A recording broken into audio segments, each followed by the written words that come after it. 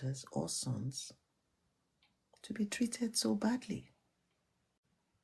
So back to the question. If we now have this background of information, why do we stay in abuse? Please, Tista and Still I Rise. Still I Rise, you spoke earlier on. I might need you to talk again. Tista, please, I want some answers to my question. Why do people stay in abuse? Please, oh. Hello, everyone. Good evening. Good evening.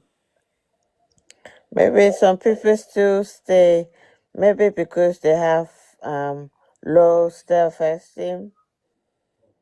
Oh, low self-esteem. They might, Wow. they might say, can I be able to make it on my own? Or, when they are relying on the husband financially, like, what can I even do, Jerry? That kind of thinking that, Okay. will I be able to cover the bills on my own?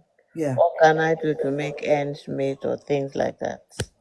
Wow. Wow. Wow. And I need to deal with that.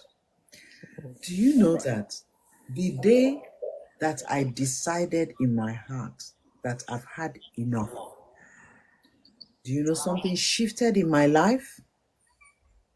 So even that issue about money or finances, one has to make, Queen Evie, thank you so much for liking the live. We have to make a decision that we have had enough. And if you're a Christian, you pray, ask God for wisdom.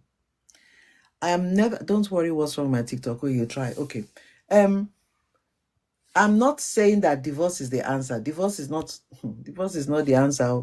Sometimes it's not the answer, because if you have children, sometimes they're pulled into this whole mess and it affects them later in life.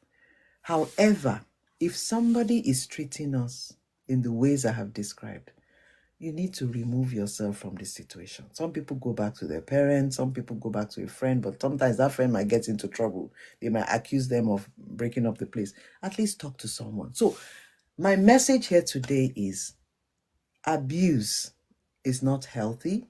It can go terribly wrong, and you do not have to remain in that situation. If you're in